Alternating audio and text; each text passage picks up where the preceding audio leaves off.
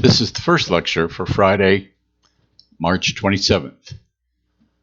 If you recall, the topic that we were on was estuaries. We're going through these different types of marine ecosystems, starting with those that are along the shore, close to shore, along the coast, ecosystems that humans are very familiar with, that humans have had a lot of interaction with over the years.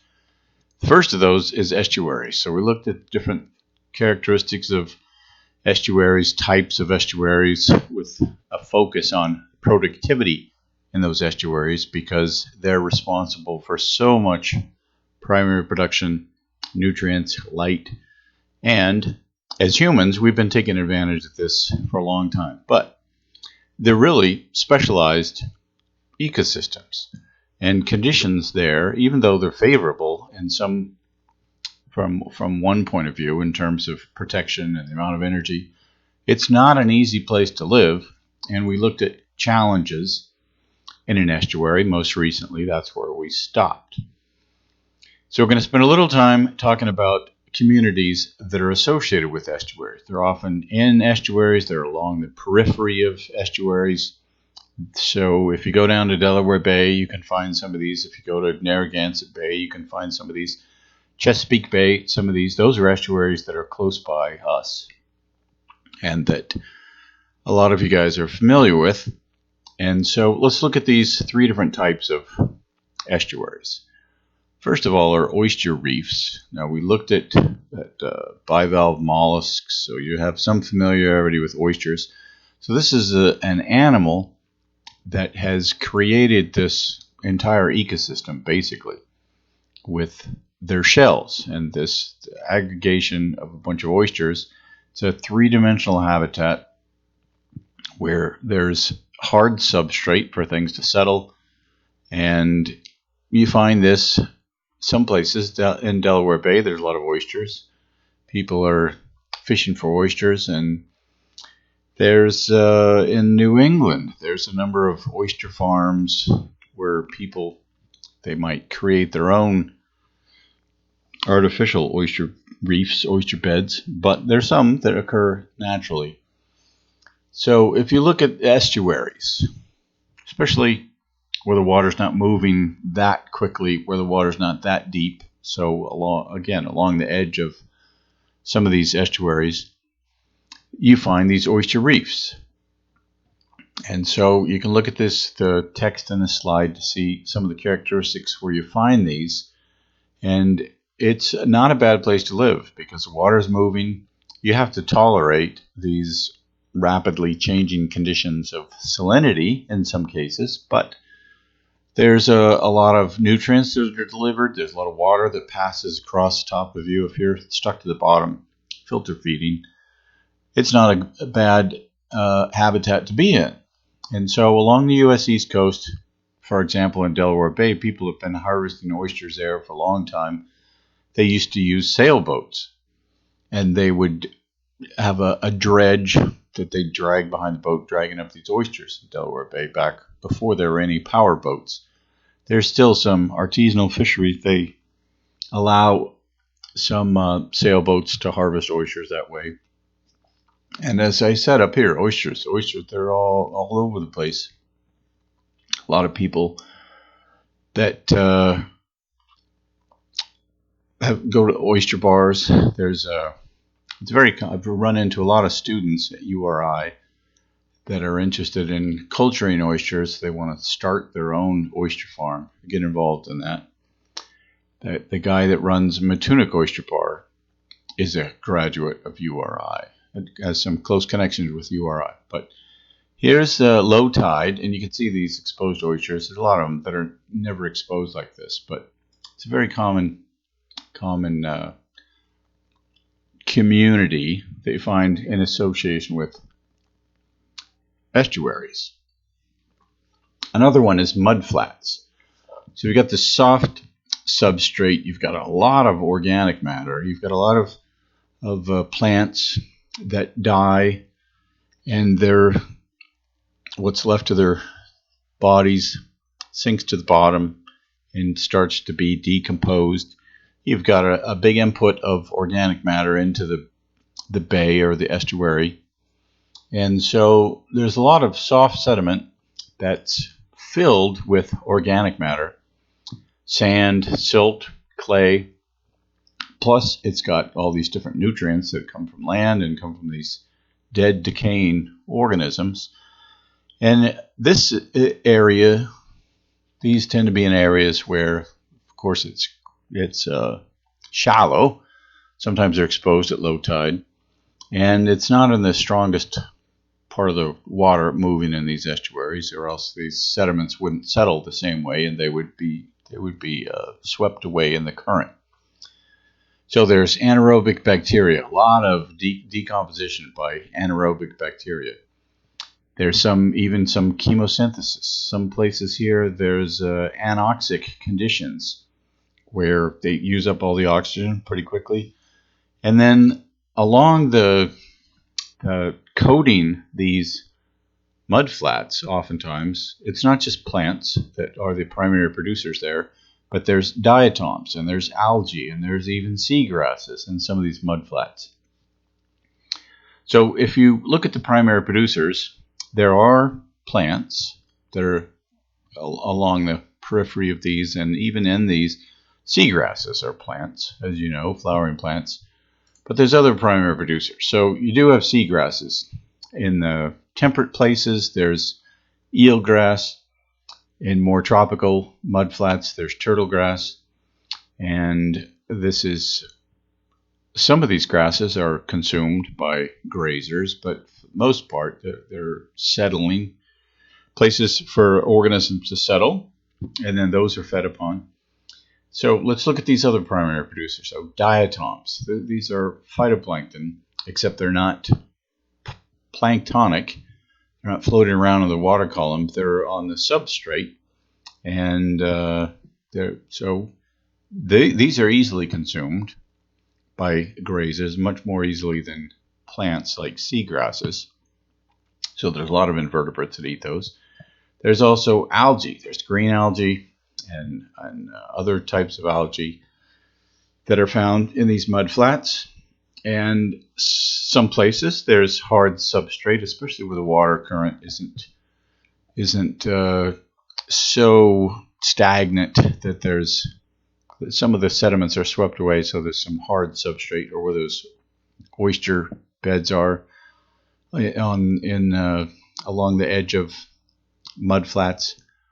So algae, as we saw when we were looking at algae, when we were looking at primary producers, we saw is consumed by a lot of different organisms. It's easy to eat phytoplankton like diatoms. It's easy to eat algae, and there's a lot of organisms that eat both of those. It's not so easy to eat seagrasses. So those are the primary producers. What kind of animals do you have in the mudflats? Well, in estuaries in general, you've got a lot of things that are on the surface of the substrate of the bottom, basically, and you've got a lot of them that are burrowing into the substrate, especially where the water current moves. You've got to have some mechanism for remaining in place. So there's a lot of worms, there's a lot of burrowing organisms. If you burrow, then you're safe from predators. You're in this wet environment, so you're protected somewhat from desiccation. And then the conditions in the mud, in terms of salinity, sometimes oxygen concentration as well, doesn't change so much. If you live in the substrate, there's a lot of suspension feeders. So they're basically filter feeders.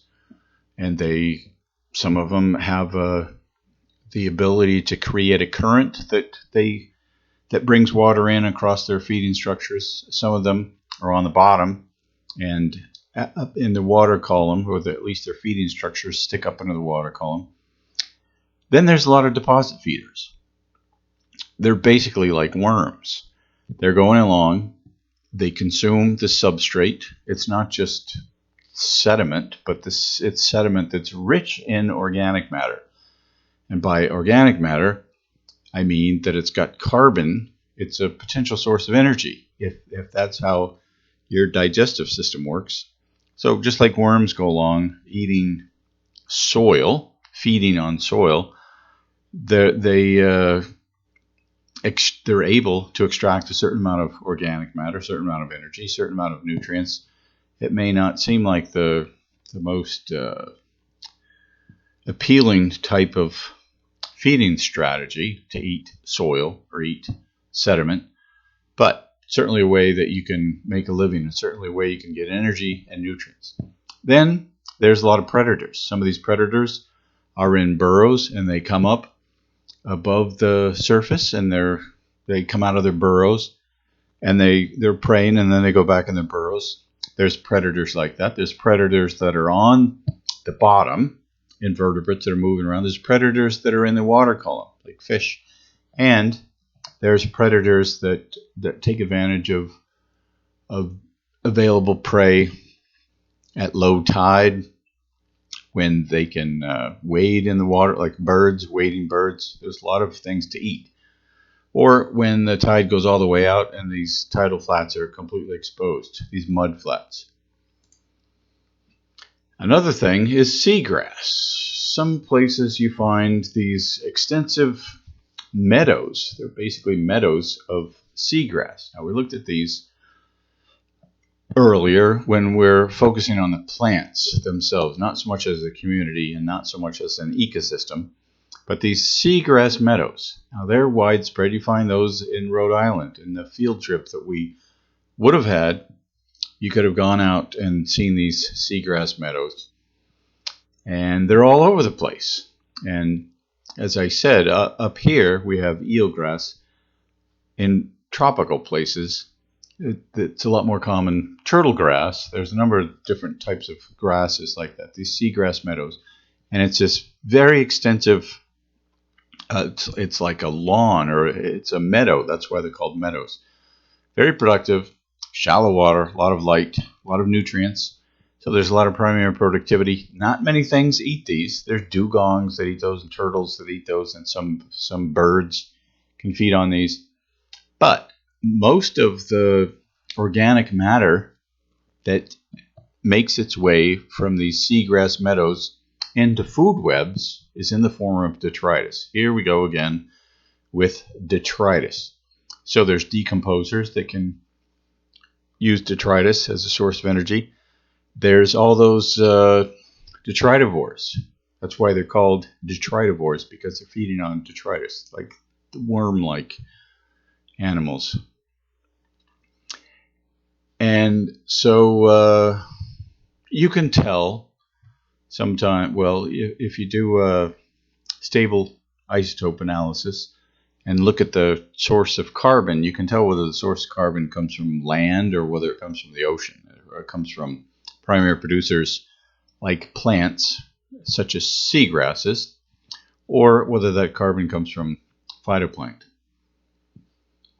So most of the carbon that estuarine animals use comes from these marine plants. The bacteria are also breaking down this detritus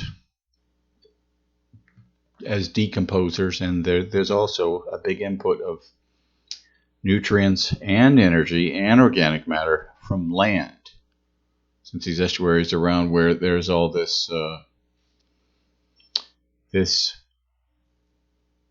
water, fresh water that's coming in. So there's different sources of carbon. A lot of carbon that comes from land, a lot of carbon that has a marine origin, and then there's carbon offshore as well. All right, so that is these different types of communities that are associated with estuaries. Now we're going to turn our attention to quite a few different types of intertidal ecosystems. So the tide comes up, you're underwater. The tide goes down, you're out of the water. That's intertidal. There's a high tide where the water goes up to. There's low tide where the water goes down to. In between those lines, high tide and low tide, is intertidal. There's intertidal ecosystems in cold water, temperate waters. There's intertidal ecosystems, very warm waters. There's intertidal ecosystems with soft sediment. There's intertidal ecosystems with hard sediment. We're going to look at a number of these. But before we do that, there's a number of things that these intertidal ecosystems have in common. So we're going to look at that. We're going to look at intertidal ecosystems in general, and then we're going to look at specific intertidal ecosystems. So let's look for a minute at an intertidal ecosystem. Now, as I said, some of these that we're going to look at are the rocky shore. There's coral. There's mud flats that could be considered intertidal. But we all know, we looked at this earlier in the semester, about the moon and the sun and the gravitational pull and the Earth spinning around and 24 hours, and the moon orbiting the Earth in about 28 days. So look, here, if you're an organism, you're out of the water. You're high and dry at a certain time, and the tide comes back up and you're underwater. So there's a lot of organisms that experience those kind of tidal fluctuation.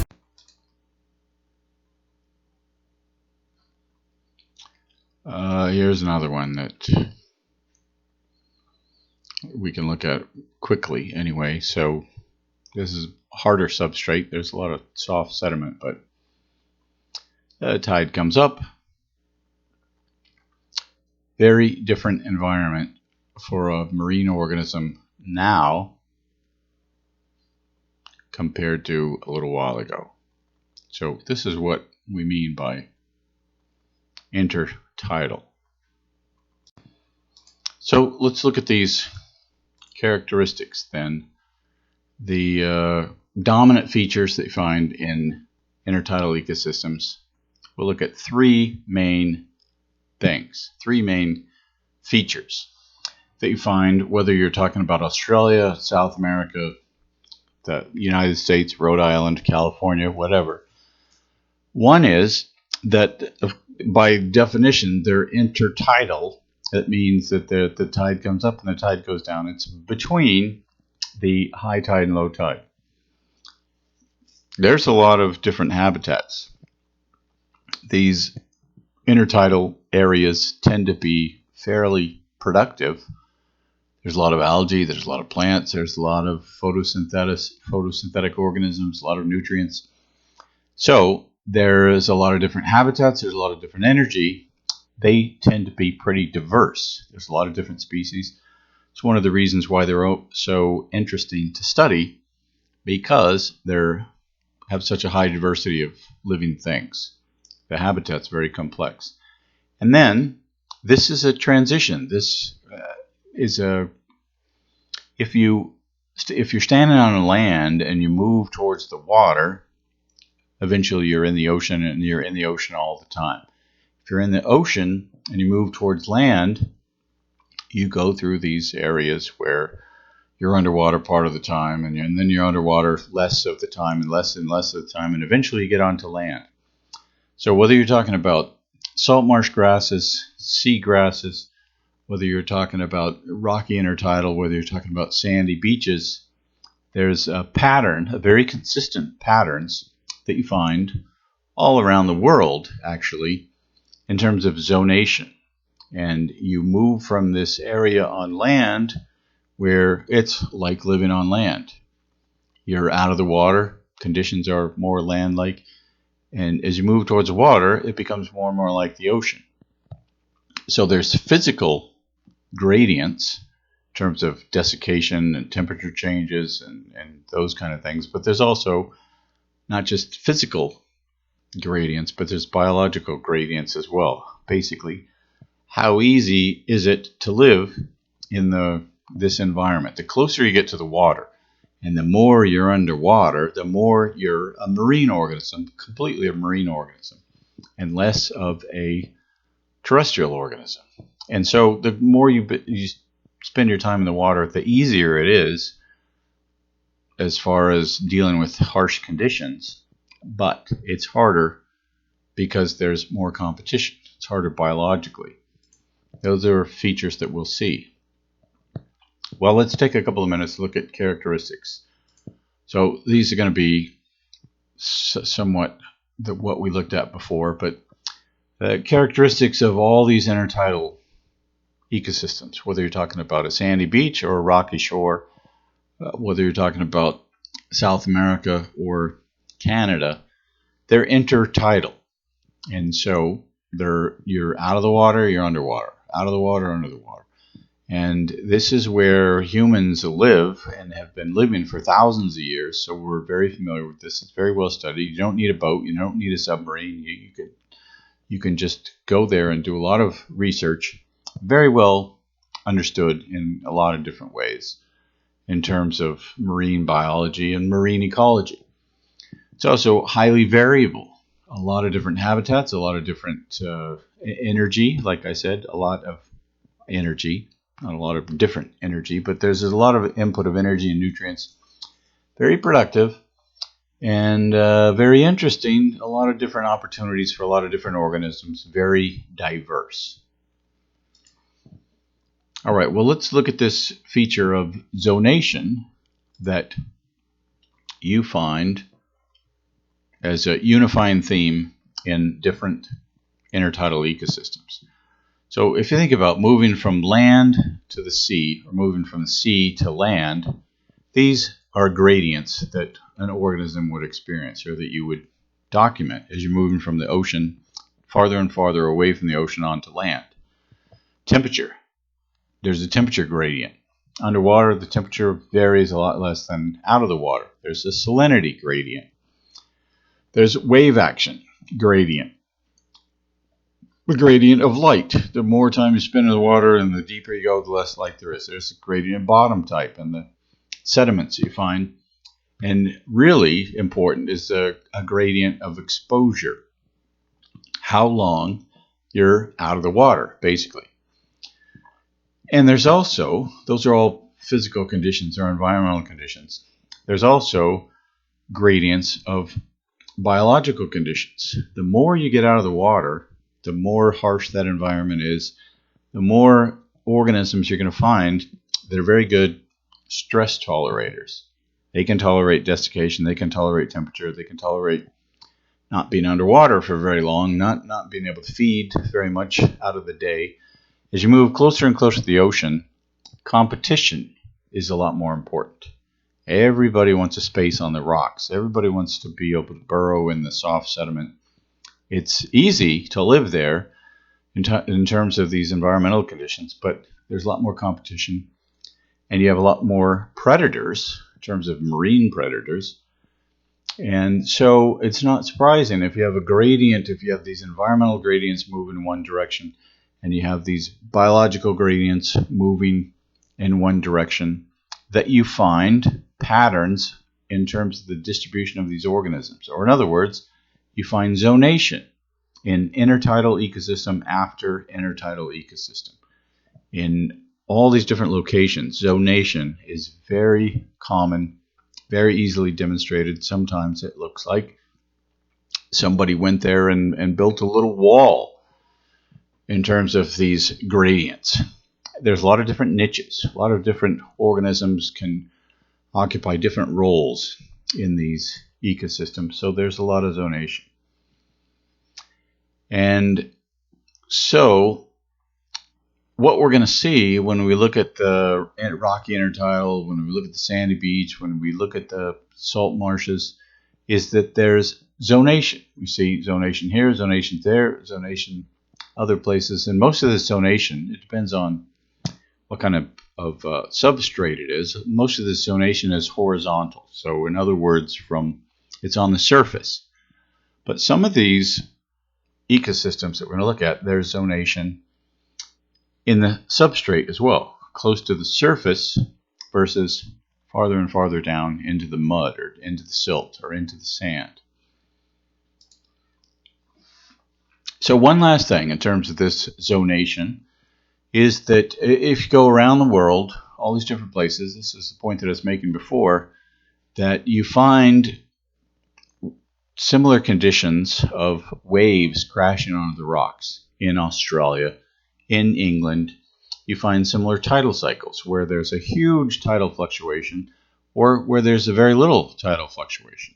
You find similar conditions of climate in South America, in North America, certain places, different amounts of light, and some places how steep the shoreline is has a big influence on zonation that you find. And so all these variables, if you look at this list here, all of those vary around the world, but you can find habitats in a lot of different places that are similar in terms of these physical conditions. They're not similar in terms of their geographical location, but they're similar in terms of those conditions. And so, not surprisingly, the organisms that you find there are similar. It's not to say that they're the same species, but they're species that occupy similar niches. So those are patterns that you see all around the world in terms of zonation. Now, in the next lecture, we'll move on to the influence of intertidal organisms, basically the conditions that you find there, both physical conditions and biological conditions, how those conditions that you find in these intertidal ecosystems influence the organisms that you find there, really shape who it is that's found there.